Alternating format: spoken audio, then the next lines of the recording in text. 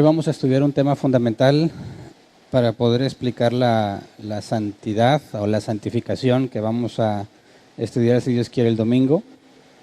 En la clase pasada hablamos de la adopción y mencioné que me vi la necesidad de dividir el tema en dos partes, la adopción y la unión con Cristo.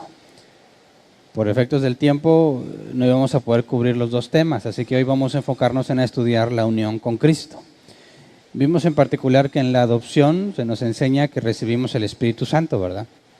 Y por medio de ese Espíritu Santo somos declarados hijos de Dios. Es un concepto legal, ¿verdad? La adopción es una declaración legal que nos hace ser adoptados a la familia de Dios. Vimos que bíblicamente hay dos familias, la familia del diablo y la familia de Dios. Y en la adopción pasas de la familia del diablo a la familia de Dios. Cambias de familiares, ¿verdad? Y vimos lo que implica y el tema de la herencia y somos herederos de Dios y coherederos con Cristo. Pero hablar solamente de la adopción nos deja incompletos. Quisiera que resumiéramos primero algo de lo que vimos. Dijimos que todos los que fueron elegidos para salvación serán adoptados por Dios, porque la adopción es una parte, es un aspecto de la predestinación. Fuimos predestinados también para ser adoptados. Así como la justificación es un término legal, la adopción también.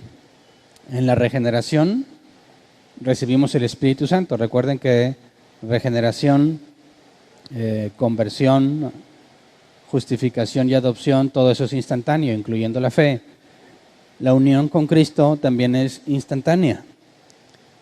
Fuimos librados de la esclavitud del pecado y ahora somos hijos adoptivos de Dios y somos hijos por medio de la fe en Cristo Jesús.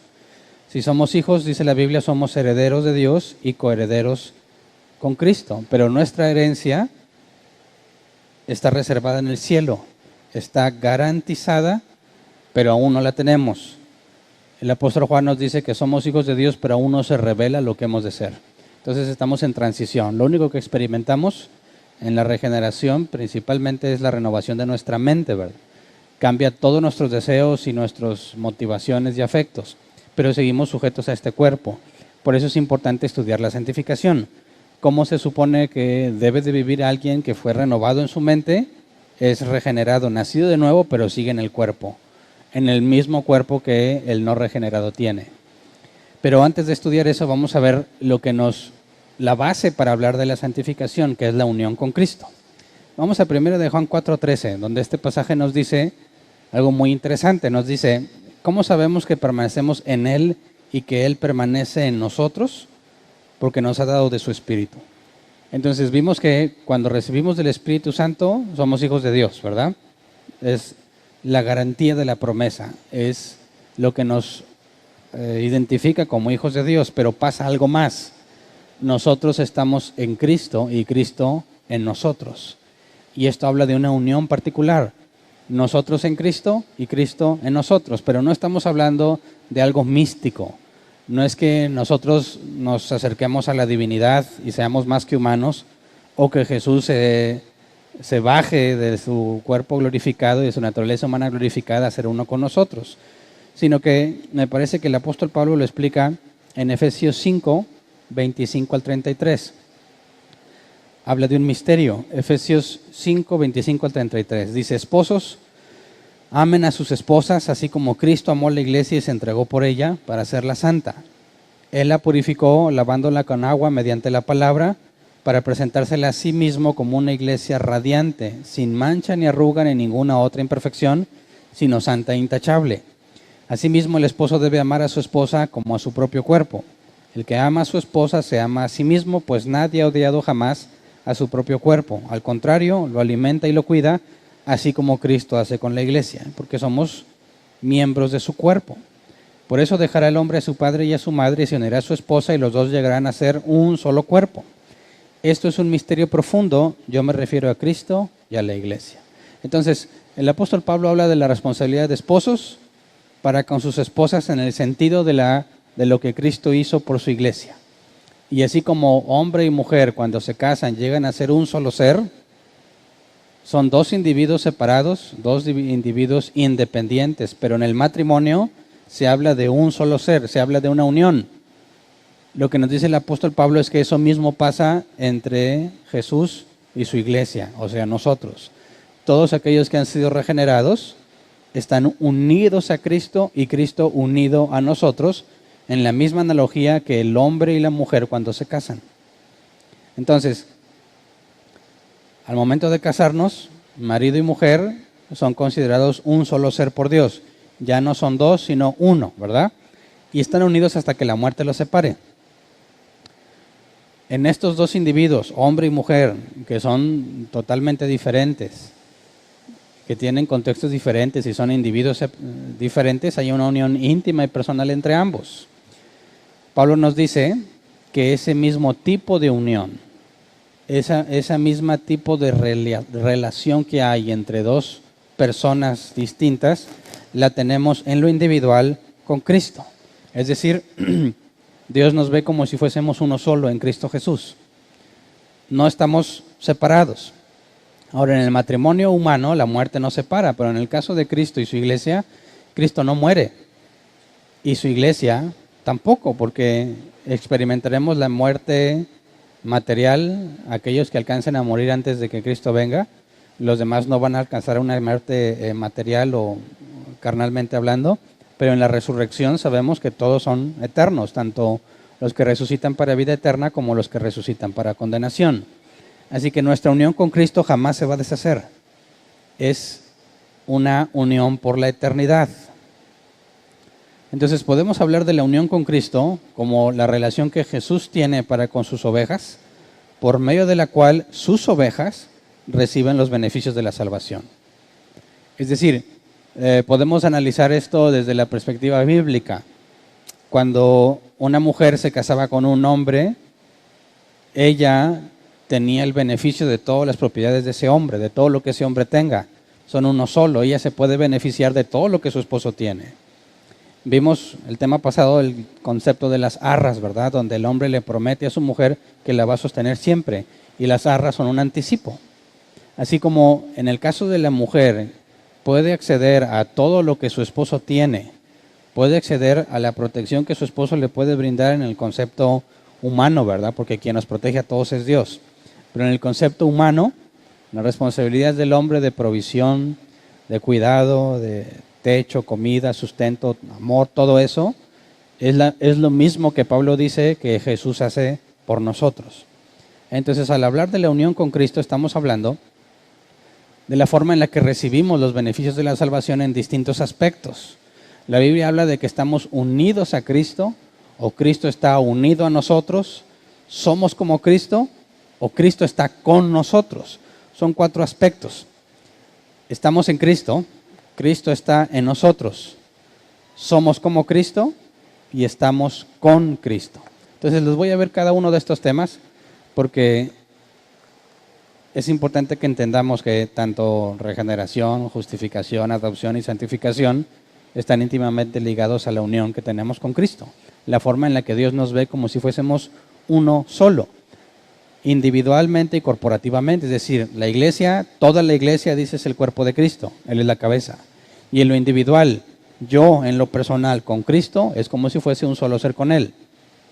Por consecuencia, todos formamos un mismo cuerpo junto con Cristo. Es la analogía. Pero necesitamos verlo en estos 4 aspectos. Empecemos entendiendo qué significa estar en Cristo. Entonces, al hablar de la unión con Cristo, lo voy a anotar aquí, decimos que estamos, lo voy a poner aquí con mayúsculas, en Cristo. ¿Qué dice la Biblia en cuanto a eso? Vamos a 2 de Timoteo 1:9. 2 de Timoteo 1:9 dice, pues Dios nos salvó y nos llamó a una vida santa, no por nuestras propias obras, sino por su propia determinación y gracia. Nos concedió este favor en Cristo Jesús antes del comienzo del tiempo. Nos concedió en Cristo. Estamos en Cristo antes del comienzo del tiempo. Un pasaje más, Efesios 1:3-4. Dice, alabado sea Dios, Padre de nuestro Señor Jesucristo, que nos ha bendecido en las regiones celestiales con toda bendición espiritual en Cristo. Dios nos escogió en Él antes de la creación del mundo para que seamos santos y sin mancha delante de Él. Ya después sigue: en amor nos predestinó, pero ya es el otro pasaje, ¿verdad? El otro versículo. Entonces fíjate que aquí en Efesios también nos dice que Él nos bendijo en Cristo. Ahora, es claro que antes de la creación ninguno de nosotros existía, ningún ser humano existía. Y la Biblia nos habla de que nos bendijo en Cristo, como si nosotros estuviéramos en Él, pero no existimos todavía. No hay nada, nada ha sido creado. Lo único que hay en eso, podemos hablar de un pensamiento, estamos en la mente de Dios. Dios sabe a quién va a crear y Dios va a crear a cada uno de manera particular. No fue al futuro y vio lo que haríamos y entonces nos bendijo en Cristo. No, sino antes de la creación, sin ver el futuro, sin tener que ir a ver qué ibas a hacer. Antes de la creación Él decide bendecirte. Antes de la creación te concede un favor en Cristo. Es decir, el Padre nos está viendo desde antes de ser creados, nos visualiza como personas que van a estar en una relación muy cercana a Cristo. Antes de que cada uno de los elegidos fuese creado, Dios los vio en Cristo, es decir, en esa unión, en esa relación íntima entre Cristo y nosotros. Cada uno de nosotros estuvo en la mente de Dios planeando esta unión particular con Él.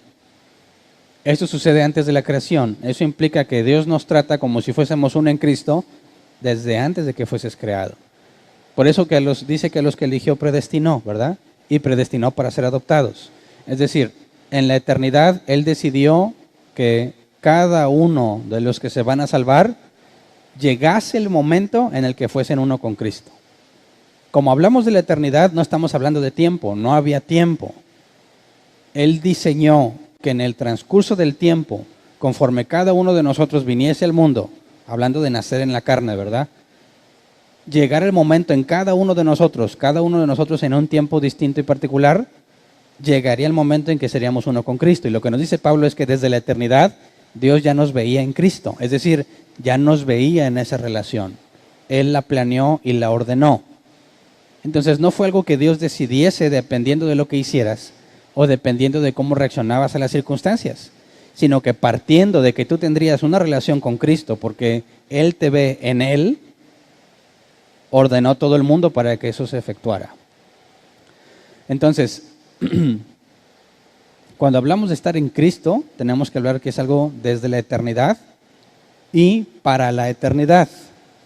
Porque si antes de la creación Dios te vio en Él, en esa relación personal con Cristo, y esa relación en el tiempo se llevaría a cabo, o sea, el día en que fuiste regenerado, en el que fuiste justificado, adoptado, en ese momento esa unión con Él jamás se va a disolver, así que también va para la eternidad. Desde la eternidad a la eternidad estamos en Cristo, es decir, Dios visualizó que siempre estaremos con Cristo en esa relación particular. Como el hombre y la mujer al estar casados son uno, Dios visualizó a todos los que Él creó, elegidos para salvación, que serían uno con Cristo.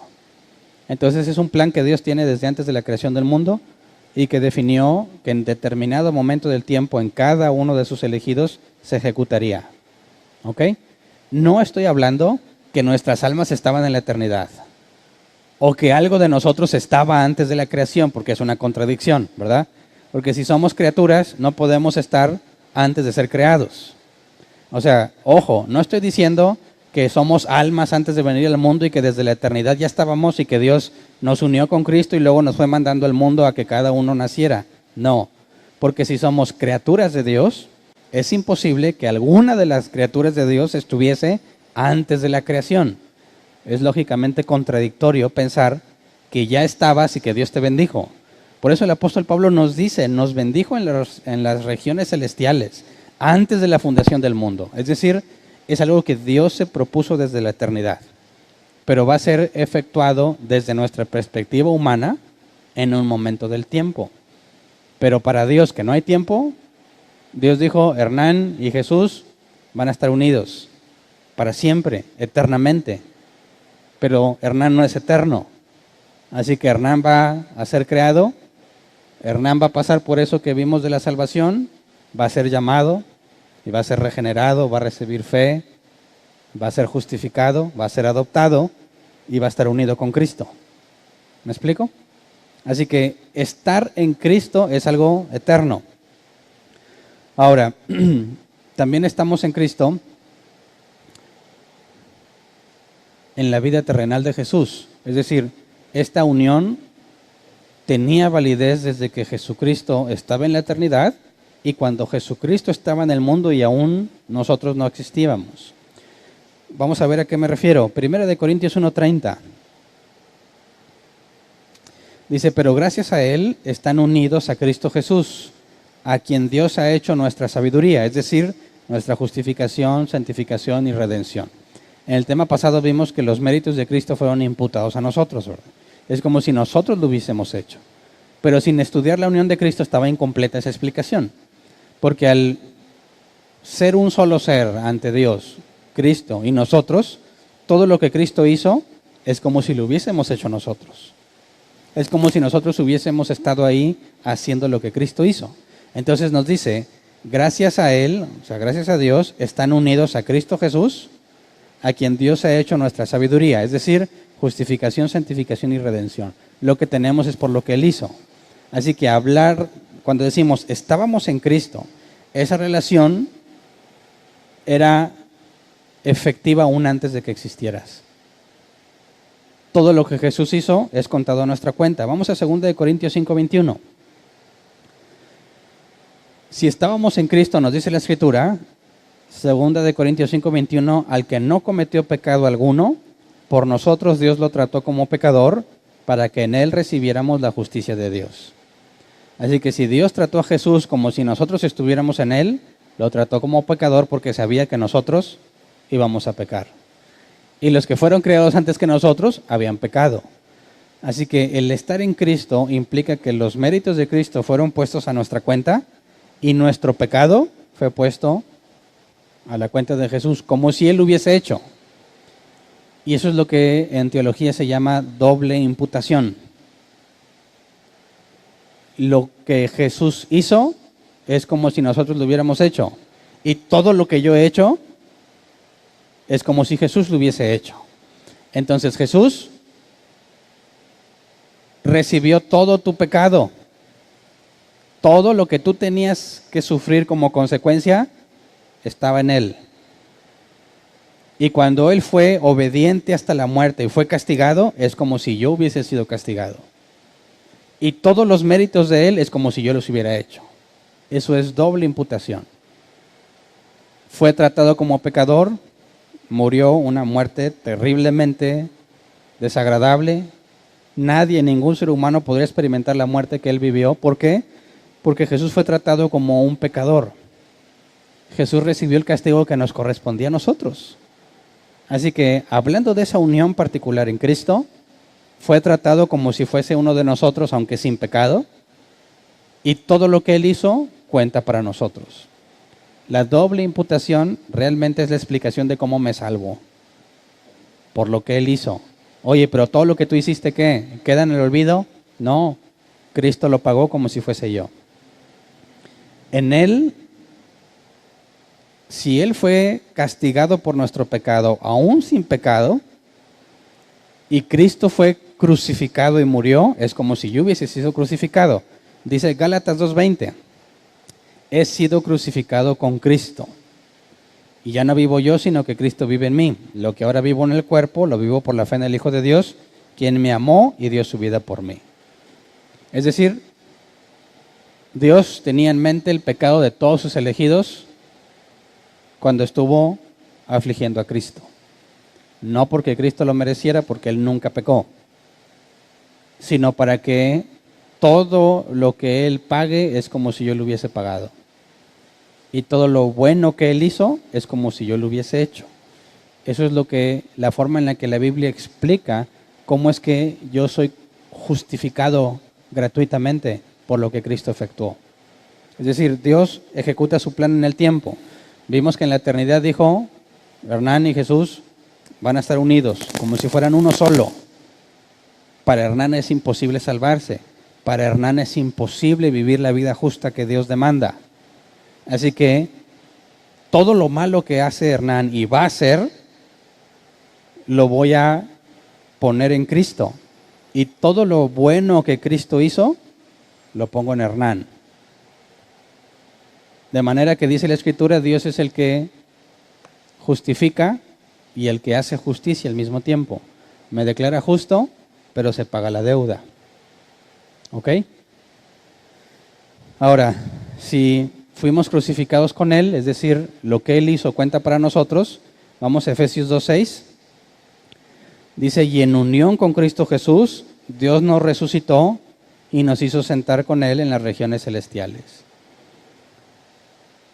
Recuerda, no es que tú estuvieras ahí, ¿verdad? Ni tu alma, ni nada de tu ser. No estoy hablando de una unión mística.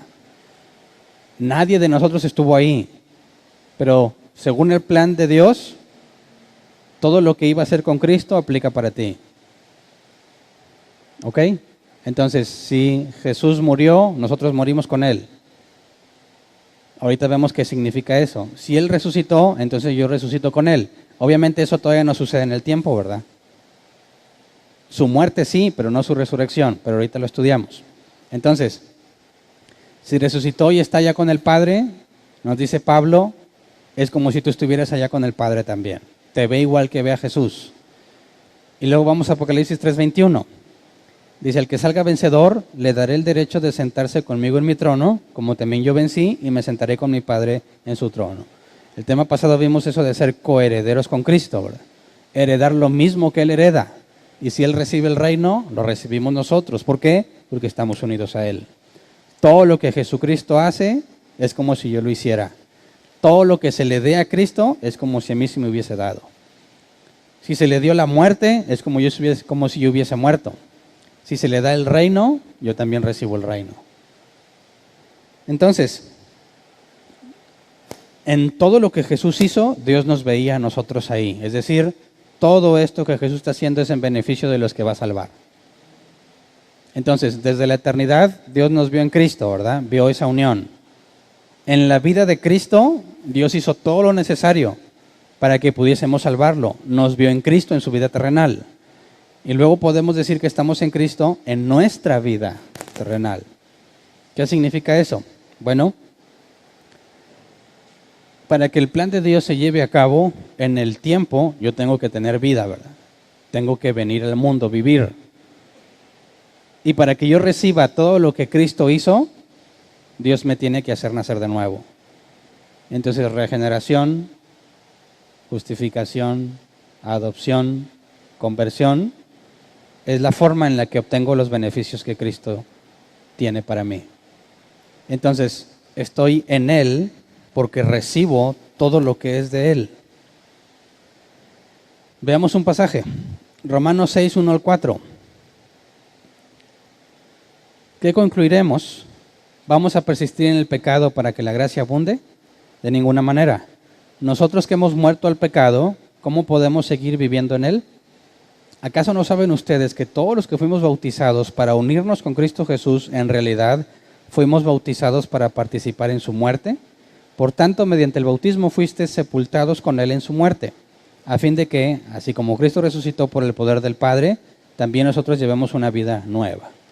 Y aquí nuevamente no lo puedes interpretar literal porque tú no estabas ahí con Cristo. Pero habla del beneficio que se recibe. Es decir, si Cristo murió, entonces, si yo estoy en Cristo, yo también debo estar muerto a este mundo. No puedo dejarme llevar por los deseos de este mundo. Ya no soy esclavo al pecado. Porque Él murió y yo experimento en la regeneración esa muerte de forma simbólica, esa muerte que Jesús tuvo. Porque Jesús murió de manera que el pecado no tiene efecto sobre Él, ¿verdad? Este mundo no tiene efecto sobre un muerto. El muerto es insensible. El muerto no reacciona a lo que el mundo hace. Esta es la analogía que presenta Pablo. Si morimos con Él, entonces yo no puedo seguir vivo como alguien del mundo. Y si resucité con Él, entonces yo soy una nueva criatura. Es ahí donde la muerte de Cristo y su resurrección se ve reflejada en nosotros. En que las cosas viejas pasaron, las cosas son hechas nuevas. En que mi vieja naturaleza quedó muerta, ahora tengo una nueva naturaleza. estar en Cristo, en ese caso, si Él murió y resucitó, implica que yo fui regenerado. El mérito, lo que Dios hizo con Cristo, matarlo y luego resucitarlo, lo vemos en la regeneración en nosotros. Morí al mundo, soy una nueva criatura. Ya no puedo vivir como era en el mundo, porque es como si Dios hubiese matado mi cuerpo terrenal y me hubiese dado un nuevo cuerpo como se lo dio a Cristo. Pero aún no se manifiesta eso totalmente. Ahorita lo vemos en una forma limitada, pero eso implica que si yo estoy con Cristo, tengo que ser una persona totalmente distinta al mundo. Ahora, 2 Corintios 5:17. Dice, por lo tanto, si alguno está en Cristo, es una nueva creación, lo viejo ha pasado, ha llegado ya lo nuevo. Es decir, todo lo que Dios hizo en mí al regenerarme, lo hizo porque me ve en Cristo, porque estoy unido a Él. 1 Corintios 15:58. Dice, por tanto, mis queridos hermanos, manténganse firmes e inconmovibles, progresando siempre en la obra del Señor, conscientes de que su trabajo en el Señor no es en vano. Todo lo que hago para Dios y por Dios, lo hago en Cristo. O sea, debido a esa unión que tengo con Él, tengo la capacidad de hacerlo. ¿Por qué? Porque, ¿se acuerdan que estudiamos? Para el hombre natural le es imposible comprender las cosas de Dios. No las puede entender. El hombre natural está sumiso a la voluntad de Satanás, es esclavo del pecado. Entonces, si yo ahora hago algo para Dios y resulta agradable a Dios, porque lo hizo movido por el Espíritu Santo, ¿por qué lo hice? Porque estoy en Cristo. O sea, por esa unión que tengo con Él, por la regeneración. Consideremos esto, cuando a un matrimonio se le dice, ahora son marido y mujer, entonces ya son uno, ¿verdad? ¿Cuál es el momento para nosotros en los que somos uno en Cristo? En la regeneración. ¿Ok? Entonces cuando decimos que estamos en Cristo, es lo mismo que decir, fuiste regenerado. Pero estás unido a Él para toda la eternidad. Cuando yo hago algo para Dios, lo hago en Cristo. Es decir, debido a la regeneración, debido a esa unión que tengo con Él. Si no, no podría hacerlo. Si yo me porto distinto como me portaba y ya no soy como el mundo, es en Cristo. Es por la regeneración, por la unión que tengo con Él. Eso es lo que dice. El problema es que lo pone como si fuese algo literal y resulta complicado entender cómo es que soy uno con Él. Y tenemos el problema de imaginarme una especie de unión mística, pero no es eso. Está expresando por medio de alegorías qué es lo que pasa en la vida del creyente cuando fue regenerado. Cómo es que es un solo ser en Cristo y cómo se beneficia el ser humano de eso, cómo lo vemos en la persona. Ahora, si yo estoy en Cristo y tú también, entonces todos los elegidos estamos en Cristo, ¿verdad? Su iglesia es uno con Él. Dice Romanos 12:5, también nosotros, siendo muchos, formamos un solo cuerpo en Cristo y cada miembro está unido a todos los demás. Entonces, si yo estoy en Cristo y tú también tenemos tú y yo una unión particular. Estamos relacionados de una forma con Dios y entre nosotros, porque todos somos el cuerpo de Cristo. Cada uno tiene dones diferentes, cada uno tiene trabajos y responsabilidades diferentes en las cosas de Dios, pero todos somos uno solo. ¿Por qué? Porque si estamos en Cristo y Cristo es uno solo, todos somos uno.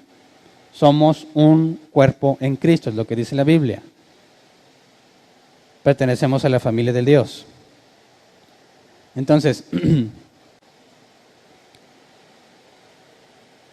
cuando decimos que estamos en Cristo, tiene que ver con el plan de Dios, tiene que ver con lo que Jesús hizo y la regeneración en nosotros, que es el medio por el que recibimos todo lo que Jesús hizo. Nuestra unión con Cristo, esta relación especial que tenemos con Él, que el Padre ideó desde la eternidad, es lo que permite que yo sea otro. Es lo que permite que yo pueda estar con Él. Luego, decir que estamos en Cristo, siguiente, La Biblia nos dice que también Cristo está en nosotros. ¿Qué dice la Escritura al respecto? Vamos a Juan 15, 1 al 4. Palabras de Jesús. Juan 15, 1 al 4. Dice, yo soy la vid verdadera y mi Padre es el labrador. Toda rama que en mí no da fruto, la corta. Pero toda rama que da fruto, la poda para que dé más fruto todavía. Ustedes ya están limpios por la palabra que les he comunicado. Permanezcan en mí y yo permaneceré en ustedes. Así como ninguna rama puede dar fruto por sí misma, sino que tiene que permanecer en la vid, así tampoco ustedes pueden dar fruto si no permanecen en mí. Así que si nosotros estamos en Cristo, la Biblia determina también que Cristo debe estar en nosotros. ¿Qué significa esto? Bueno, cuando decimos que recibimos al Espíritu Santo, ¿estamos recibiendo solamente el Espíritu Santo o no? O sea, no tienes a Jesús y al Padre, nomás al Espíritu Santo. Bueno, como ya estudiamos la Trinidad, vimos que ellos son inseparables, indivisibles, son un mismo ser. Así que cuando Cristo dice que Él está en ellos, ¿qué significa? Que tiene al Espíritu Santo. Pero entonces, ¿por qué algunos pasajes hablan de tener al Espíritu Santo? Y vamos a ver más adelante que otros hablan de tener al Padre y otros de tener al Hijo. Más adelante lo contestamos, pero no puedes hablar de tener solamente una persona de la Trinidad, porque los tres son uno. Tener el Espíritu Santo es tener a Dios. Tener a Jesús es tener a Dios. Tener al Padre es tener a Dios. Si tienes al Hijo, tienes al Padre. Si tienes al Padre, tienes al Espíritu Santo. Es decir, es cuando Jesús dice, yo estoy en ustedes, es lo mismo que el Espíritu Santo está en nosotros. ¿Ok? Porque ellos son uno solo. Entonces, cuando Jesús dice, si ustedes están en mí, yo estoy en ustedes, ¿lo ves como una condición? Es decir, a ver, yo no voy a ir contigo a menos que tú vengas conmigo. Si tú estás conmigo, entonces yo voy contigo. Claro que no, porque en la regeneración, ¿qué pasa? El Espíritu Santo viene. Pero yo, ¿cómo me puedo dar cuenta de eso? ¿Cómo puedes saber tú? Dices, bueno, si yo digo que estoy en Cristo, Él tiene que estar en mí. Es decir, esa es la condición necesaria para detectarlo. No es una condición para que Jesús venga. Es la forma en la que nos damos cuenta. Si alguien dice que está en Cristo, Dios tiene que estar en Él. Y eso genera evidencia, y lo vamos a ver más adelante. Entonces, cuando Jesús nos dice, separados de mí nada pueden hacer, eso significa que si el Espíritu Santo no está en ti, no puedes hacer lo que Dios pide. ¿Ok? Gálatas 2:20, lo leímos hace poquito. Dice, he sido crucificado con Cristo, pero me quiero enfocar en lo que sigue. Ya no vivo yo, sino que Cristo vive en mí. Lo que ahora vivo en el cuerpo, lo vivo por la fe en el Hijo de Dios, quien me amó y dio su vida por mí. Entonces, ya no vivo yo, sino que Cristo vive en mí. ¿Qué significa eso? Que tengo a Dios en mí. ¿Y qué debo de hacer yo? Según Jesús, si alguno quiere ser mi discípulo, dijo, tome su cruz, niéguese a sí mismo y sígame. Entonces, cuando Pablo dice, ya no vivo yo, sino Cristo, ¿qué significa? ¿Qué está diciendo? Que él no hace lo que él desearía hacer o lo que le parece mejor, sino que se sujeta a lo que Dios le mandó. Dices, ya no vivo yo, ya no hago lo que yo quiero, porque sé que lo que quiero muchas veces es opuesto a lo que Dios quiere. Así que me humillo para hacer lo que Dios me pidió que haga. Eso significa, ya no vivo yo, más vive Cristo en mí. ¿Ok? Entonces, si yo estoy en Cristo, Él está en mí. Y si yo le ayudo a alguien que está en Cristo, es como si le hubiese hecho eso que le hice a esa persona, es como si se le hubiera hecho a Dios.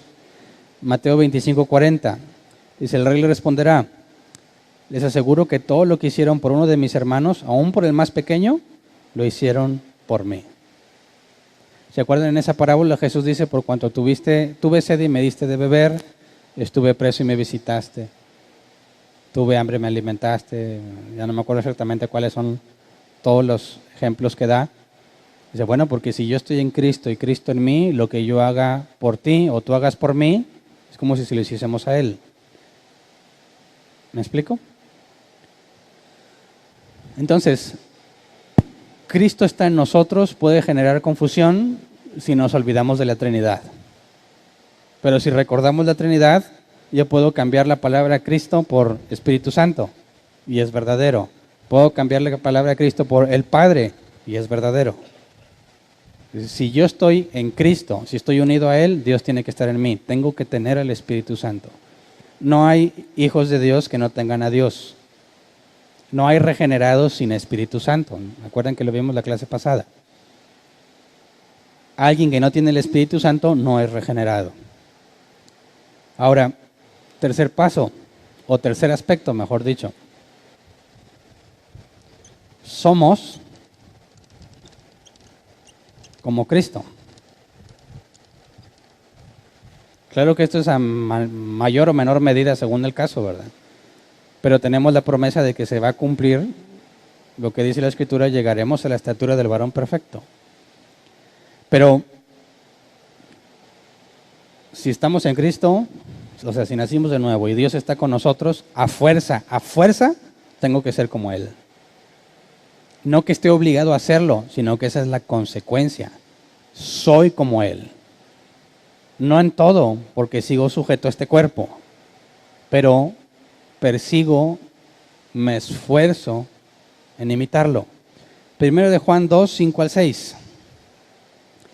Primero de Juan, capítulo 2, versículos 5 al 6. Dice, en cambio, el amor de Dios se manifiesta plenamente en la vida del que obedece su palabra. De este modo sabemos que estamos unidos a Él. El que afirma que permanece en Él debe vivir como Él vivió. O sea, si alguien me dice, Hernán, ya eres cristiano. Y digo, bueno, ¿qué sigue? ¿Ahora qué hago? Ahora imita a Cristo. O sea, como si fuese mi tarea y mi responsabilidad. Algunos cristianos piensan que así es. Dice, bueno, ya soy cristiano, ¿ahora qué hago? Ahora échale ganas para ser como Él. Y es una verdad a medias. Porque si realmente Dios está en ti, no va a haber de otra. Tienes que imitarlo. No es opcional. No te puedes tomar vacaciones de eso. Si Dios está en ti, si tú estás en Él, a fuerza debes de vivir como Él vivió. Lo vas a imitar. Y si no quieres, te va a disciplinar y te va a convencer. Y te va a cambiar para que lo hagas.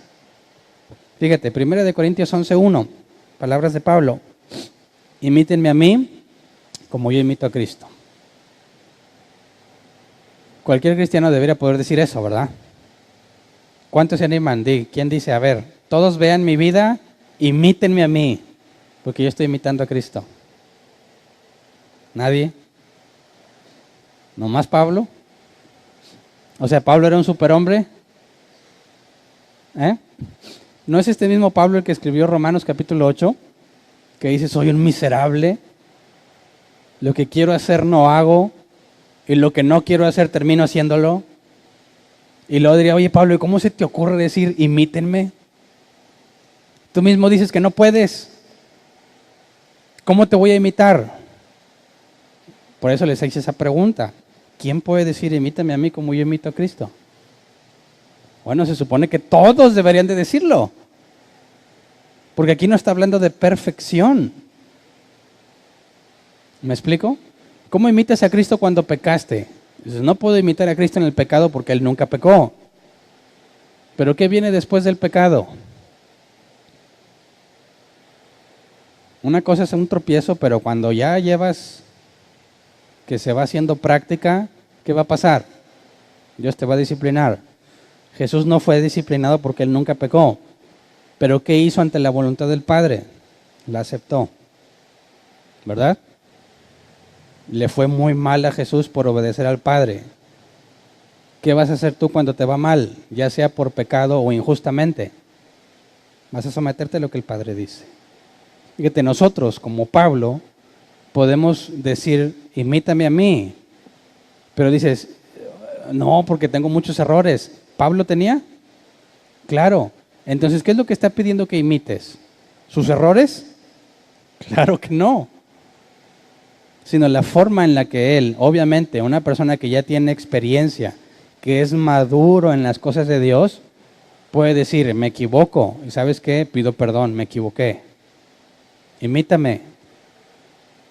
Reconozco mi pecado y reconozco que Dios es justo. No puedo excusarme. Imítame. Porque al momento en que yo me humillo, estoy imitando a Cristo cuando Él se humilló, aunque Él no pecó. ¿Me explico? Entonces, una persona que es madura, que sabe que peca, que tiene errores, eso no impide que diga, imítame como yo imito a Cristo. Porque si estoy consciente de mis errores y sé que no puedo eliminarlos, y tú tampoco, bueno, fíjate cómo le hago yo cuando clamo a Dios para que me libre de ese pecado. Yo no puedo salir por mis propias fuerzas. Yo no puedo cambiar por mis propias fuerzas.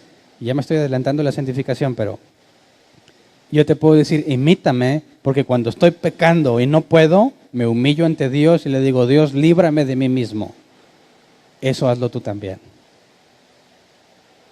Cuando tengo un área de servicio, vengo y sirvo, aunque pase lo que pase, aunque no tenga ganas y esté muy cansado, imítame, porque Jesús hizo lo mismo. ¿Se acuerdan cuando le dijeron, maestro, ¿no vas a comer? Yo tengo una comida, hacer la voluntad del Padre. Todos estaban cansados y Jesús también, y sin embargo le seguía para cumplir lo que Dios encomendó. Pero si tú dices, ay no, hoy hace mucho frío, no voy a la iglesia. Ay, me duele mi cabecita, no voy. Ah, mi bracito, mi piernita. No. Mira, te lo digo por experiencia. Si tú vienes con dolencias, cuando te pones a hacer lo que Dios dijo, ahí se te quita mínimo en el periodo en que estés haciendo lo que Dios dijo.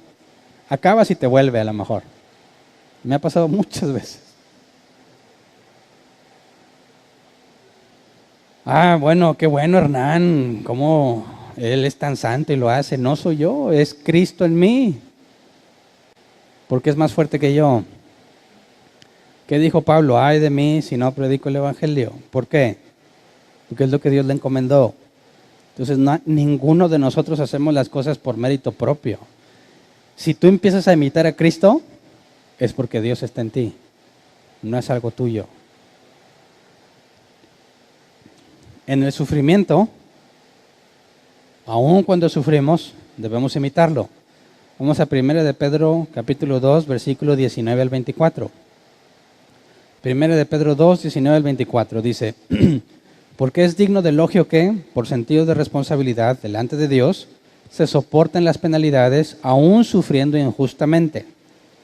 Pero ¿cómo pueden ustedes atribuirse mérito alguno si soportan que los maltraten por hacer el mal? En cambio, si sufren por hacer el bien, eso merece elogio delante de Dios. Para esto fueron llamados, porque Cristo sufrió por ustedes, dándoles ejemplo para que sigan sus pasos. Fíjate bien, Cristo sufrió por ustedes, es decir, se le trató como si fuese yo, se le trató como el pecador que yo soy. Y lo que sufrió es para darme el ejemplo de lo que debo de hacer cuando yo sufra. Dice, versículo 22, Él no cometió ningún pecado ni hubo engaño en su boca.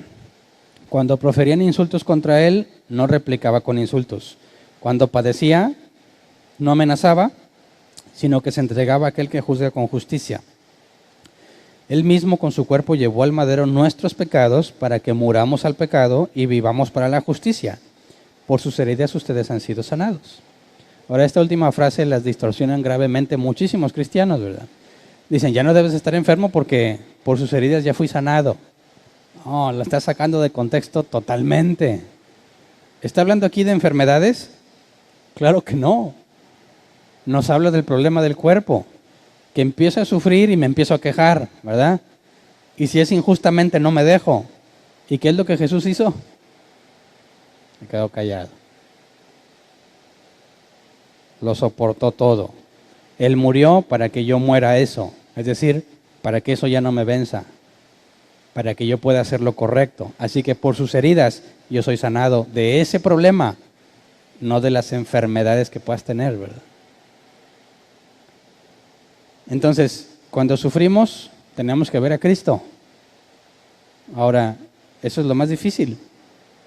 Porque cuando tú haces algo de buena gana, todavía, ¿verdad? Cuando tú haces algo porque tú te comprometiste, pues todavía. Pero cuando te hacen algo injustamente, no tenías no tenías nada que hacer tú ahí y te agarraron. Ahí es más difícil porque dices, ¿qué pasó? Bueno, dice, lo que Cristo padeció, lo padeció para darles ejemplo a ustedes. Tenemos que imitarlo. Es decir, que ahí también se ven los cristianos. Ahora, ¿aquí está hablando de cualquier injusticia? Claro que no.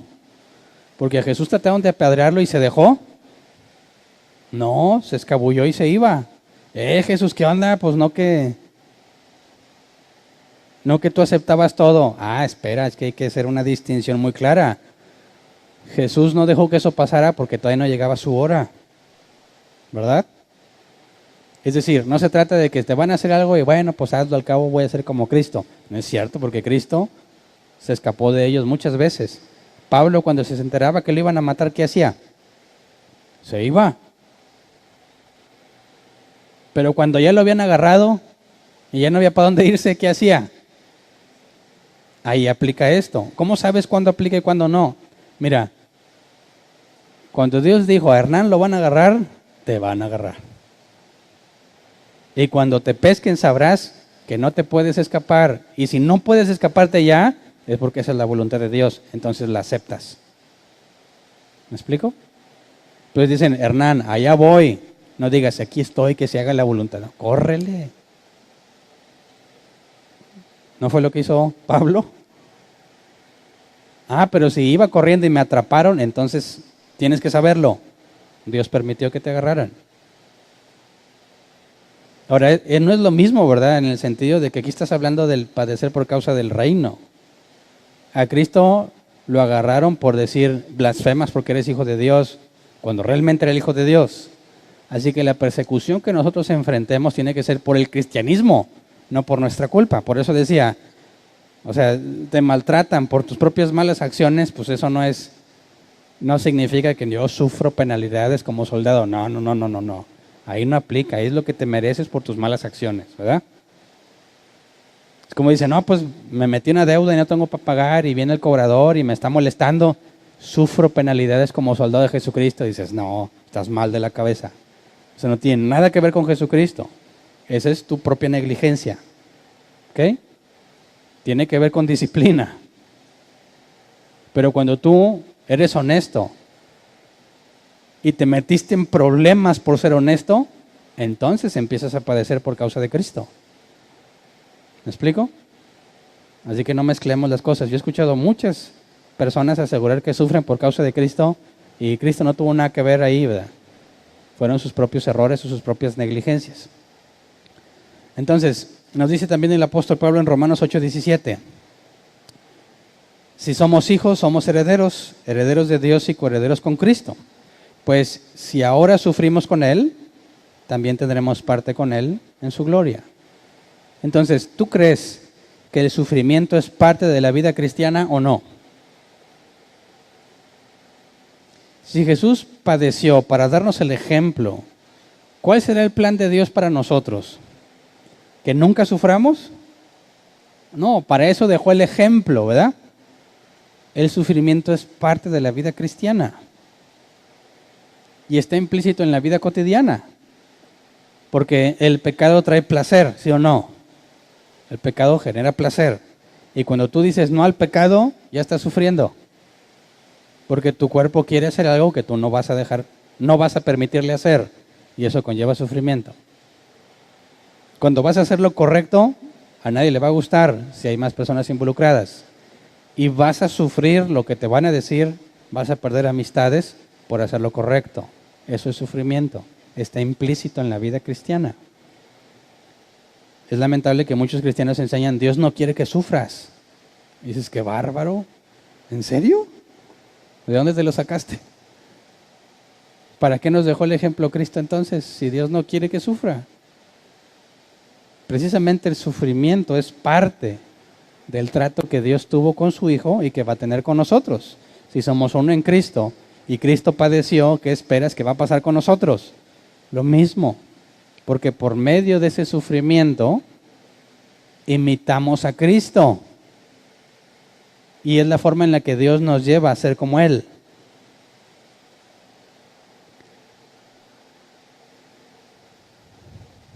Veamos el último aspecto. En este caso,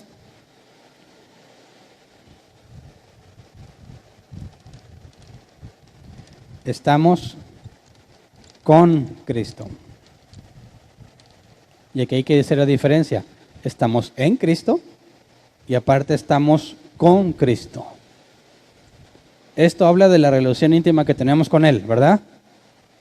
Esto habla de que Dios está literalmente en nosotros. Esto habla de la consecuencia de que empezamos a ser como Él, deseamos ser como Él, lo imitamos en el sufrimiento y cuando no sufrimos. Y estar con Cristo, dice la Escritura, Mateo 28, 19 al 20. Mateo 28, 19 al 20 dice, por tanto, vayan y hagan discípulos de todas las naciones, bautizándolos en el nombre del Padre y del Hijo y del Espíritu Santo, enseñándoles a obedecer todo lo que les he mandado a ustedes y les aseguro que estaré con ustedes siempre hasta el fin del mundo. Estar en nosotros y con nosotros son cosas distintas, ¿verdad? El Espíritu Santo puede estar con alguien y al mismo tiempo no estar en ese alguien. Por ejemplo, Judas. ¿El Espíritu Santo estuvo con él? Sí. Dios les dio autoridad de hacer milagros. ¿Estaba en Judas el Espíritu Santo? No, porque no fue regenerado. Dicen, oye, ese señor hace milagros, ¿es un siervo de Dios? Claro que no. Entonces, ¿cómo los hace? Por el poder del Espíritu. ¿Pero cómo? Porque el Espíritu está con él, pero no está en él. ¿Me explico? Dios, Jesús, prometió estar con nosotros siempre hasta el fin del mundo. Mateo 18, 20. Porque donde 2 o 3 se reúnen en mi nombre, allí estoy yo en medio de ellos. Ojo, no lo saques de contexto. Porque algunos cristianos dicen, mira, vamos a orar. Somos 2 o 3, Jesús está aquí. Pero eso implicaría que si estás tú solo, Jesús no está ahí. ¿Verdad? Y algunos se agüitan porque oran solos. ¿Para qué oro si Dios no va a venir? Necesitamos 2 o más para que venga. No, eso es sacar de contexto este pasaje. Ahí está hablando de la disciplina. Habla de la expulsión. Cuando 2 o más se ponen de acuerdo, según lo que nos dice versículos antes, en expulsar a alguien, Dios mismo está ahí respaldando lo que se hace. La expulsión es algo que Dios mismo confirma. Entonces, cuando dice yo estoy ahí en medio de ellos, ¿es en sentido figurado o literal? ¿Qué opinas? Dices, a ver, ¿dónde está Jesús ahorita? Dice que Cristo murió, resucitó y subió a la diestra del Padre, ¿verdad? Está sentado a la diestra del Padre y estamos esperando que venga. Pero aquí dice que estará con nosotros siempre. ¿Cómo le hace? ¿Está allá o está aquí? Donde estén 2 o más reunidos en mi nombre, ahí estaré yo. ¿Está allá o está aquí? Bueno, obviamente está hablando de la naturaleza divina, que es omnipresente, está en todas partes, ¿verdad? Así que tendría que preguntar, bueno, decir que estamos con Cristo, ¿no aplicaría para todo ser humano? Digo, si Él es omnipresente, ¿no están todos con Él? ¿Sí o no? ¿Quién diría, no, yo no estoy con Él? Está en todos lados. ¿Se acuerdan cuando hablamos del infierno? Dijimos, el infierno es la ausencia de Dios. Pero si Dios es omnipresente, ¿cómo va a estar? ¿Cómo le va a hacer para no estar ahí? Tendría que dejar de ser Dios. Entonces, ¿a qué nos referimos cuando hablamos de estar con Él? A experimentar sus atributos, ¿verdad? Ahora, ¿cómo es eso en nosotros? Segunda de Timoteo 4:1.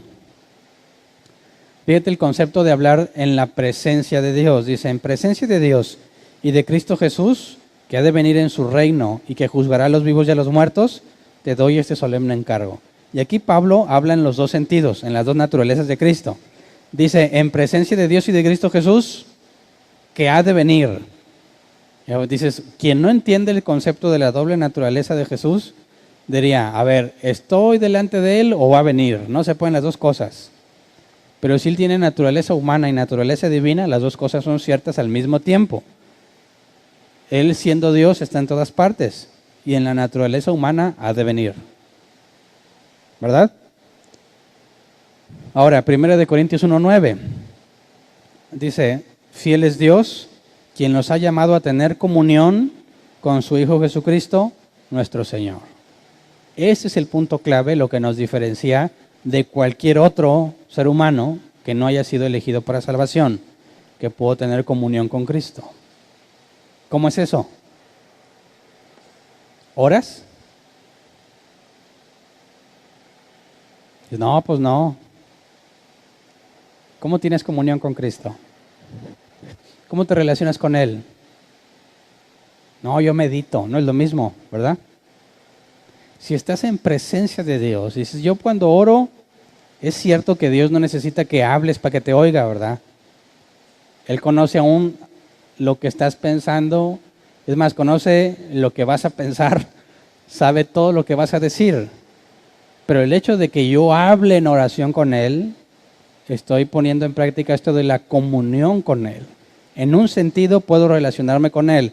En otro, cuando tengo comunión con mis hermanos en Cristo, ¿con quién tengo comunión? Con Cristo. ¿Verdad? Entonces, en este sentido, hablamos de que Él está con nosotros porque Él lo prometió. Todo lo que hacemos lo hacemos en su presencia y tenemos el beneficio de la comunión con Él. Hay más pasajes en la Escritura que por tiempo no los puedo ver ahorita, pero los vamos a ir viendo más adelante. El apóstol Pablo dice que podemos ser consolados por Él, que Él nos da fortaleza, que Él nos ayuda. Entonces, a veces tenemos este problema, pensamos en Jesús como alguien que está allá lejos, ¿verdad? Ah, pues allá a la diestra del Padre. Sí, pero también está aquí. Y está contigo donde quiera que tú estás. Y cuando hablas con Él, estás teniendo comunión con Él. Ya sea que abras la boca o no la abras. Pero Él es omnipresente, siempre está contigo, nunca vas a estar solo. Podemos beneficiarnos de eso de una manera en que el no regenerado no puede. Es decir, si Dios está, por ejemplo, decíamos en el infierno, Dios está en el infierno porque no puede dejar de ser omnipresente, ¿verdad? ¿Qué atributo experimentarán los que están en el infierno cuando Dios se manifieste ahí? La justicia, ¿verdad? ¿Y nosotros? Misericordia.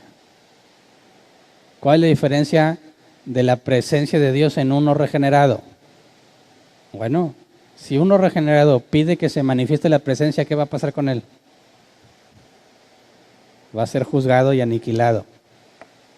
Por eso en el Antiguo Testamento encuentras eso, ay de mí que he visto a Dios, porque se saben pecadores. Y el que fue regenerado y está en la presencia de Dios, ¿qué va a experimentar? Misericordia, gracia, fortaleza. Entonces, si estamos en Cristo, Él está en nosotros, lo imitamos y está físicamente entre nosotros, y Él es parte de la Trinidad. Si estamos unidos a Cristo, estamos unidos a la Trinidad completa. Estamos unidos al Padre y estamos unidos al Espíritu Santo. Fíjate, Juan 14:23 dice, le contestó Jesús, el que me ama, obedecerá mi palabra, y mi Padre lo amará, y haremos nuestra vivienda en él. O sea que también el Padre está en ti, ¿verdad? Ya vimos que también el Hijo. Ahora dice Romanos 8:9. Sin embargo, ustedes no viven según la naturaleza pecaminosa, sino según el Espíritu. Si es que el Espíritu de Dios vive en ustedes. Y si alguno no tiene el Espíritu de Cristo, no es de Cristo. Entonces tienes al Hijo, tienes al Padre y tienes al Espíritu Santo, porque los tres son uno.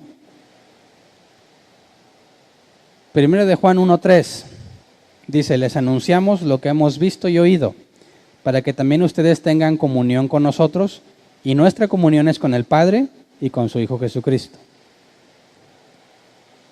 Segunda de Corintios 13:14, que la gracia del Señor Jesucristo, el amor de Dios y la comunión del Espíritu Santo sea con todos ustedes. Entonces, ¿a quién tenemos? ¿Al Padre, el Hijo o el Espíritu? A los tres. ¿Tienes comunión con el Padre, con el Hijo o con el Espíritu?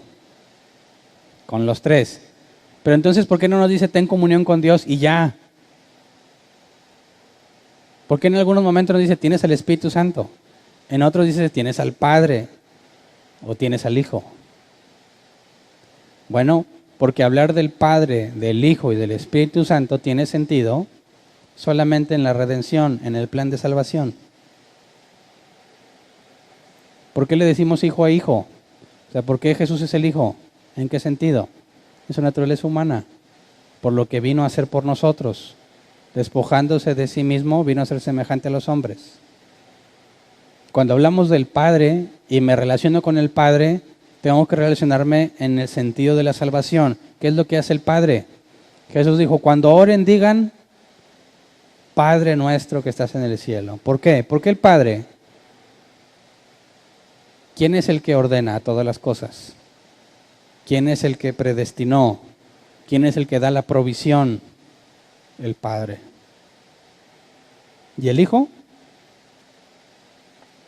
El Hijo es a quien debo de imitar. Según la Biblia, más adelante la vamos a ver con versículos. Él es quien me sostiene, Él es quien me fortalece, Él es quien me consuela. Cuando tengo que luchar por hacer algo que Él hizo, puedo hablar con Él y decirle, ayúdame. ¿No dice la carta a los Hebreos que Él es nuestro sumo sacerdote que intercede por nosotros? Que por lo que padeció nos comprende. Ahora, y cuando hablo del Espíritu Santo, ¿quién es el que me guía a toda verdad? ¿Quién es el que me dice lo que el Padre ha dicho? De lo que he leído, ¿quién es el que trae el conocimiento en mi mente para usarlo cuando lo necesito? El Espíritu Santo. Entonces, ¿cómo me relaciono con la Trinidad? Según lo que estás buscando. Los tres son Dios, ¿verdad? Pero en el rol que revelaron en el plan de salvación, te puedes referir a ellos en distintas cosas, en distintos términos, aunque los tres son el mismo. Tienes el Espíritu Santo, es decir, tienes al Padre, al Hijo, el Espíritu Santo. Tienes a Dios. ¿Me explico? Hablar de la unión con Cristo es la forma de explicar cómo en esto es que recibimos todo lo que Dios nos dio. Pero todavía no llegamos al punto final, aún no somos glorificados. Desde que fuiste regenerado a la glorificación está la santificación. Y nuestra unión con Cristo es vital para entender por qué alguien persevera en las cosas de Dios. ¿Por qué el cristiano se va pareciendo cada vez más a Dios? ¿Es una obra solo de Dios o también nuestra? Es aquí donde sí podemos hablar de sinergia, sinergismo. Es algo que Dios hace en mí y que yo hago también. Pero ahí es donde se vuelve confuso porque algunos lo tratan de extender a todo. Dicen, pues yo me salvo porque yo hice algo. No, tú no te salvas porque hiciste algo. Tú te salvas porque Dios quiso. Una vez que fuiste regenerado, convertido, justificado, adoptado, ahora sí hay que hacer algo. ¿Por qué? Porque debo ser como Cristo. Así que lo que yo hago, aún así no lo hago simplemente porque yo quise, sino que es la consecuencia natural de estar en Cristo. De que Él esté en mí. De que puedo tener comunión con Él. Entonces, hablar de santidad está implícito en las cosas que yo voy a hacer como consecuencia de lo que Dios ya hizo en mí, pero no puedo quitar a Dios de ahí. Es decir, no, bueno, Hernán, pues si haces cosas buenas te salvas, pero ya no depende de Dios. Qué absurdo. Porque si Él está en mí siempre, ¿cómo no va a depender de Él? Dicen, Dios no se mete, Dios deja que haga lo que tú quieras. Falso. Si yo estoy en Cristo, Él está en mí, ¿cómo es que no se va a meter? ¿Cómo es que se queda al margen si Él es el que hace la obra en mí? Por eso hablar de la santificación, o para entenderla claramente, teníamos que estudiar todo esto, ¿verdad? Cuando alguien dice, yo me salvo porque mantuve mi santidad, hay que darle curso de fundamentos para que entienda después de todo lo que hemos estudiado que es imposible que digas eso. Pero ¿te das cuenta por qué es tan difícil llegar a ese entendimiento? Esta es la clase 44. Todo lo que hemos tenido que estudiar para que cuando lleguemos a este punto resulte claro y sencillo. Ahora, ¿puedes concluirlo así nomás de la nada? Sin haber examinado todo lo que ya examinamos. No. Por eso la Biblia advierte que cuando no profundizas en la Escritura, eres arrastrado por todo viento de doctrina. Cuando Dios repartió los dones y no los están usando para beneficio de la iglesia, eres movido por cualquier viento de doctrina. Cualquiera te puede engañar. Cualquiera puede venir a darte una revelación. Ejemplos extraños. La salvación es como una bicicleta que Dios te la dio gratis, pero si tú no la cuidas te la roban. Si te vas a la tienda y la dejas afuera y te la roban, no vengas chillando con Dios porque fue tu culpa. ¿En serio? ¿De dónde sacaste ese ejemplo? ¿Cómo llegaste a esa conclusión? Es absurdo. Pero tenemos paciencia, ¿verdad? Porque la misericordia que Dios nos da explicándonos todo lo que nos explica, nos lleva a decir, no puede ser que te roben la bicicleta, no puede ser. Y cuando alguien venga a decirte es que me robaron la bicicleta, ¿cómo le hago? Ponte a estudiar la Biblia para que dejes de preocuparte. Y tienes la responsabilidad de tratar de explicarle con paciencia, desde lo más fundamental.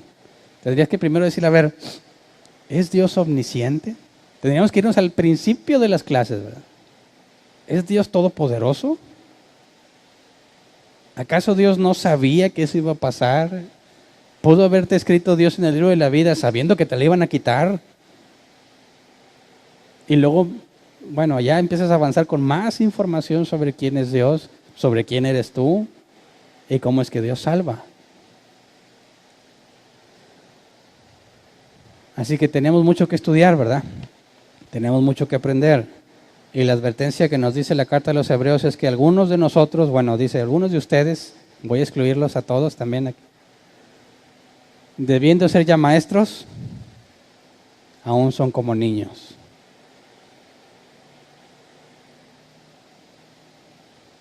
No hay excusa para ser como niño, ¿verdad? Ninguno de nosotros debiese estar buscando lechita si has estado ya en todo este proceso. Si acabas de llegar, pues claro. Pero si hemos estado en este proceso desde que empezamos los fundamentos, estamos empezando a dejar la leche un poco cada vez más atrás, ¿verdad? Todavía no estamos en el alimento sólido que habla la Biblia, porque todavía estamos con los fundamentos. Pero esto nos debe de llevar a tener paciencia para con los demás, a entender que es comprensible que concluyan mal. Es comprensible que no puedan entender muchas cosas, porque aunque Dios nos da un nuevo entendimiento, Dios dijo que es por medio del estudio de la palabra que llega la madurez. Entonces, imitemos a Cristo, ¿verdad? No pierdas la cabeza. Respira profundo y acuérdate de ti mismo. Y luego explicas. Si escuchas y si encuentras oídos atentos, no te detengas.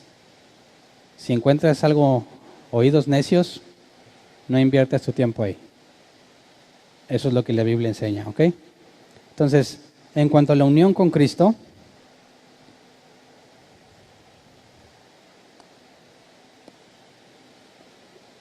¿quién de nosotros puede pedirle algo al Padre según su voluntad y dudar si le será hecho? ¿Quién de nosotros podría decirle, Señor, dame sabiduría y pensar que no te la va a dar? ¿Quién podría decirle, Señor, dame santidad y pensar que no van a venir problemas? Mientras más conoces a Dios, más seguro estás en Él. Y más inteligente tiene que ser tu oración, ¿verdad? Vamos a ponernos de pie y vamos a orar.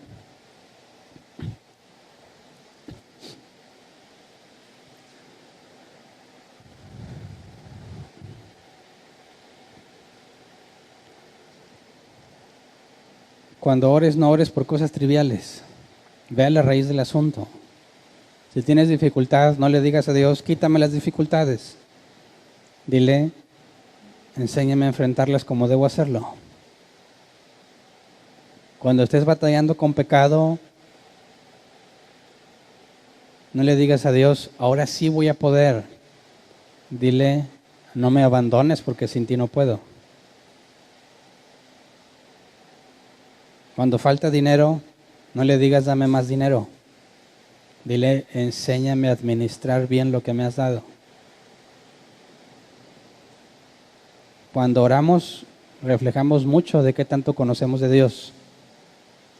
Y si Él es bueno y todo obra para bien, Él no tiene que cambiar nada de lo que Él ha hecho, ¿verdad? Somos nosotros los que necesitamos cambiar. Así que vamos a orar, Señor. Gracias por hacernos entender que somos uno en ti, que estamos unidos a ti, Señor, y que todo lo que tú has hecho y todo lo que harás en nuestras vidas es para nuestro bien. Todo lo que hiciste lo hiciste por nuestro bien, y todo lo que vas a permitir en nuestras vidas y hacer en nuestras vidas también es por nuestro bien, porque tú no puedes dejar de ser Dios. Aunque en nuestra perspectiva sea malo lo que nos está pasando, Señor, viniendo de ti todo es para bien. Enséñanos a entender que estamos en ti. Danos la evidencia de que estás en nosotros. Queremos ser como tú. Queremos confiar como tú confiabas en el Padre, Jesús. Queremos entregar nuestra vida como tú la entregaste al Padre. Queremos tomar nuestra cruz y seguirte como tú lo hiciste. Queremos entender las cosas de Dios como tú las entendías. Queremos hacer las obras del Padre como tú dijiste que las hacías.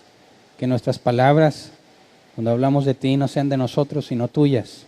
Que hablemos lo que la Escritura dice, como tú dijiste. Como tú respondías, escrito está, danos la capacidad y la habilidad para responder igual.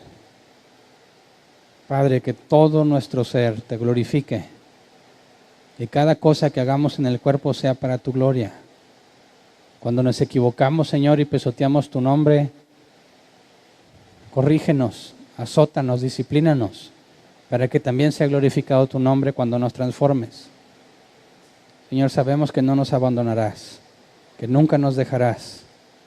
Sabemos que siempre sostendrás nuestras manos, Señor, que siempre guardarás nuestro camino. Sabemos que ocasionalmente nos entregarás a Satanás, como entregaste a Pedro. Permitiste que fuera zarandeado, Señor, y sabemos que permitirás que también pase lo mismo con nosotros. Sabemos que merecemos el castigo, Señor, pero aún así sabemos que nunca nos dejarás sin corrección. Y cuando permitas la aflicción en nuestras vidas, Señor, será para nuestro bien. Por eso enséñanos a vivir agradecidos. Enséñanos, como dice tu palabra, a guardar nuestra salvación, porque tú pones el querer como el hacer en nuestras vidas.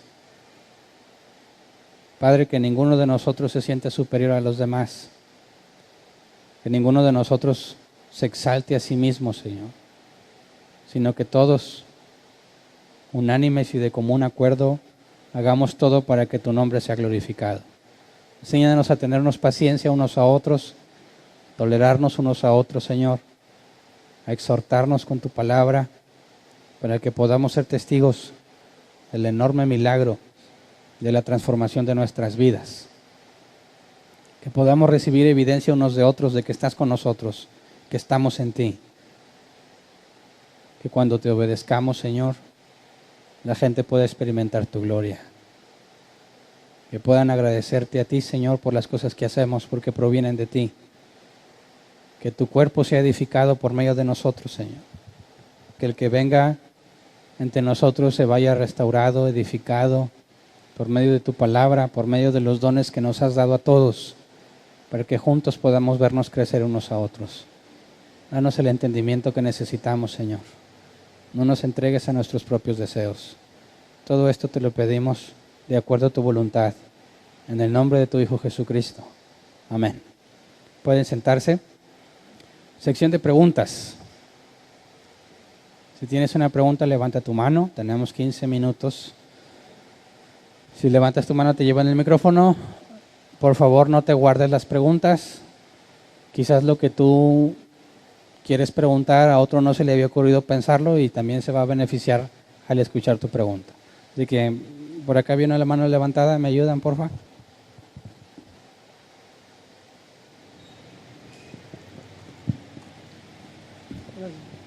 Buenas noches. Buenas noches. Referente al pasaje de 1 Corintios 2:16, porque ¿quién conoció la mente del Señor? ¿Quién la instruirá? Mas nosotros tenemos la mente de Cristo. A ver, ¿cómo? ¿Podrías repetirlo, por favor? Porque ¿quién conoció la mente del Señor? ¿Quién la instruirá? Mas nosotros tenemos la mente de Cristo. Entraría en todos los puntos que tocaste en este tema, ¿no? De que estamos en Cristo, Cristo está en nosotros. Si tenemos la mente de Cristo, está haciendo referencia a que estamos en Él, porque el Padre nos ve como si fuera Él. Y Él nos da el entendimiento de lo que quiere que entendamos.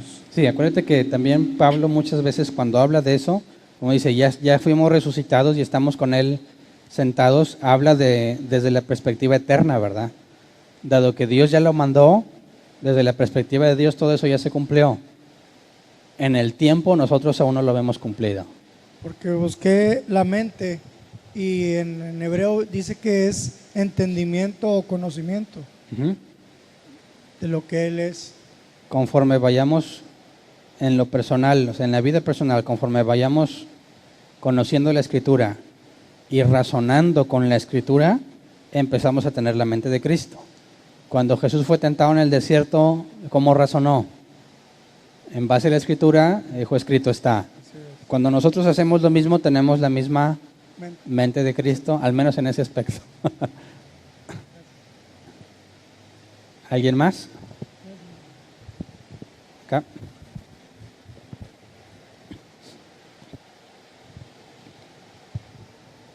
Buenas noches.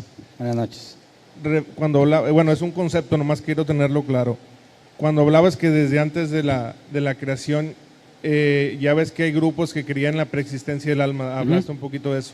¿Eso es considerado herejía o hay gente dentro del cristianismo que cree en la preexistencia del alma? Bueno, hay gente en el cristianismo que cree muchísimas cosas muy absurdas, ¿verdad? Eso no significa que sean correctas. El punto es el punto de vista lógico, ¿verdad? Si antes de la creación ya había cosas creadas como las almas, es una contradicción lógica.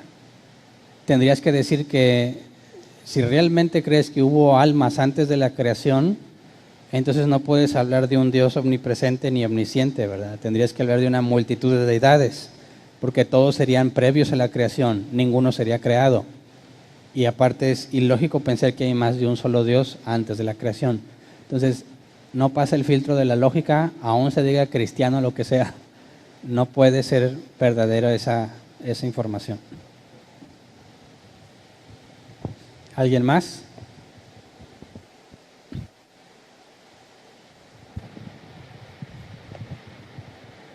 Buenas noches. Buenas noches. En el orden de la salvación, que es lo que se está hablando, esos 4 aspectos, ¿dónde van? O sea, ¿es en la conversión o antes es parte de la santidad? Bueno, lo entendemos en parte de la adopción, pero esos términos son instantáneos, ¿verdad? O sea, desde el momento en que eres regenerado hablas de esto, aunque lógicamente separamos los conceptos. Regeneración, conversión, justificación, adopción. Son instantáneos, suceden al mismo tiempo, pero la Escritura se refiere en distintos términos a ese momento en particular y es por eso que los desglosamos lógicamente. Pero no es gradual, es instantáneo. Es instantáneo. Gracias. ¿Alguien más? Acá había otro, ¿no? No lo vi. A ver, ¿alguien levantó la mano por acá? ¿No?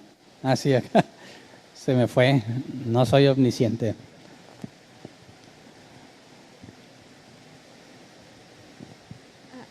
Bueno, buenas noches. ¿Es Buenas correcto decir que cuando una persona se bautiza es un simbolismo de que estás muriendo y que cuando sales del agua eres nueva criatura? O sea, ¿es correcto eso o está mal interpretado? Sí, el simbolismo hace referencia a que estás en Cristo. Y como dijo Pablo, si Cristo murió y resucitó, yo también, y el bautismo refleja eso. La inmersión en el agua es la muerte y el salir es la resurrección. Pero hablas no de la glorificación, ¿verdad? Sino de la regeneración en sí misma, que murió tu vieja naturaleza y ahora tienes una nueva. Por eso el bautismo es posterior a la regeneración. El bautismo, el meterse al agua, no puede provocar la regeneración. Ahí nuestros amigos católicos se equivocan gravemente, porque ellos consideran que cuando bautizan al niño, ya nació de nuevo. Y es absurdo pensar que tú puedes disparar o controlar cuando alguien es regenerado. O igual alguien que se bautiza y realmente todavía en ese momento no ha sido regenerado, pues a lo mejor ese bautismo no sirve para nada. Ajá. No fue una profesión auténtica. Quien se bautiza tiene que hacerlo en el entendimiento de que es una declaración pública de su nuevo nacimiento y que por consecuencia su vida va a dar la evidencia que supuestamente se genera cuando naciste de nuevo. Entonces, quien se bautiza y sigue viviendo como el mundo, eso no sirve para nada. Es que no es mágico al hacer lo que te estés regenerando, ¿no? ¿No? Aparte, el ladrón en la cruz nunca se bautizó, ¿verdad? Fue regenerado, aunque no cumplió con el ritual del bautismo. Entonces, lo hacemos como un evento público donde tú das testimonio de tu nuevo nacimiento, pero no es un requisito para la salvación. Ni garantía de que No, ni garantía. O sea, de hecho, debe ser nada más la confesión pública de que naciste de nuevo, ¿verdad? Es todo. Lo hacemos en obediencia a lo que Cristo enseñó. Gracias. ¿Alguien más? Sí, buenas noches, pastor. Buenas noches. Pastor, ¿hay alguna evidencia bíblica o histórica para que podamos suponer que cuando el apóstol Pablo escribe maldito de mí, que lo que quiero hacer no lo hago y lo que no quiero hacer lo hago, sean cosas, por así decirlo, pecados, por así llamarlos, graves o feos o mayores, y que pudiéramos suponer que, mira, el mismo apóstol Pablo pecaba, era un cochino pecador? La pregunta es esa. La relaciono, pastor, porque en el pasaje que se menciona, cuando hablamos de la elección, lo que creo que sí queda claro para qué nos predestinó, dice, para que seamos, dice, según nos bendijo con toda bendición espiritual en los lugares celestiales, para que fuésemos santos y sin mancha delante de Él. ¿Va relacionada, pastor? No, que sean dos preguntas. La parte de santos y sin mancha delante de Él, pastor, ¿es algo futurista en la nueva creación? Ahorita podemos, yo sé que no es así, pero me gustaría escuchar tu respuesta. Ahorita podemos decir, no, es que ya es cuando nos resucita en un cuerpo glorificado. O sea, esa parte de santos y sin mancha delante de Él, porque a veces escucho, pastor, el pueblo cristiano como que pareciera que la carne es débil y podemos caer, o como creo que se mencionó en una clase anterior, mira el mismo apóstol Pablo, ¿verdad?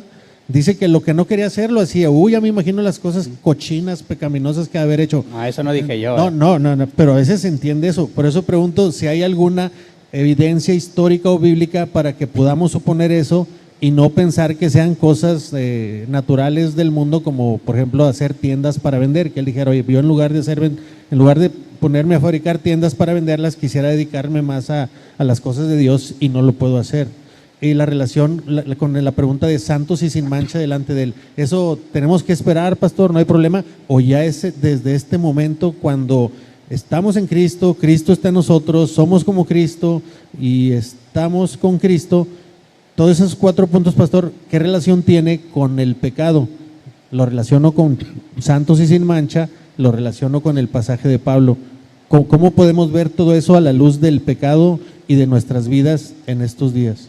Bueno, cuando hablas de que predestinados a ser santos y sin mancha, ahí te está hablando de la orden que Dios dio, ¿verdad? Un sentido, o el sentido de eso es asegurar lo que Dios ya ordenó y que por consecuencia se va a cumplir. Pero en cuanto al factor tiempo, no se cumple de inmediato, eso se cumple en la glorificación. Entonces, lo que Dios predestinó, dice, ya te predestinó para ser adoptado, ok, eso no implica que es algo inmediato después de la predestinación, sino que en algún momento del tiempo se va a cumplir, como en algún momento del tiempo vas a ser sin mancha. Todavía no, pero en la resurrección se va a cumplir. Entonces, lo que Dios mandó es una cosa, cómo se va a llevar a cabo en el tiempo es otra cosa. Cuando Pablo habla sobre que seremos santos y sin mancha, está hablando en el sentido de lo que Dios ordenó, que aún no se refleja. La evidencia en cuanto al pecado de Pablo no la tenemos, pero tenemos de Pedro. Pablo confrontando a Pedro por hipocresía al no querer comer con los gentiles en presencia de los judíos. Y eso es tan grave como para exhibirlo públicamente, fue lo que determinó Pablo. Delante de todos, de los judíos y de los gentiles, Pablo reprende a Pedro. Y esa es evidencia de pecado de un hombre que ya se nos había dado evidencia de pecado anteriormente cuando negó a Jesús. Entonces, no tenemos un caso particular de Pablo pecando, pero tenemos el caso de Pedro y ambos son apóstoles. Si él mismo dice que las cosas que no quiere hacer termina haciéndolas, habría que determinar qué grado de pecado está hablando. Por eso, hablar en la santidad, vamos a ver que el apóstol Juan nos dice que hay pecado de muerte y pecado que no lleva a muerte. De manera que el pecado que lleva a muerte tiene un sentido de gravedad que permite identificar que no eres hijo de Dios, porque vas a la muerte, es decir, no estás predestinado. Y cuando no es pecado que no es de muerte, hablas de una categoría distinta. Los dos siguen siendo algo errado a los ojos de Dios, ¿verdad? Sin embargo, en cuanto a la gravedad del asunto es distinta. Pero lo vamos a ver en la santificación el domingo, si Dios quiere. Entonces, estamos poniendo todas las bases para entender por qué una persona debe ser santa, pero nos falta explicar qué es la santidad en sí, cuál es el pecado que puedes encontrar en el creyente regenerado y cuál es el pecado que no debieses encontrar ahí. Pero lo vemos, si Dios quiere, el próximo tema. ¿Alguien más? Nadie más. Muy bien, ¿hay avisos?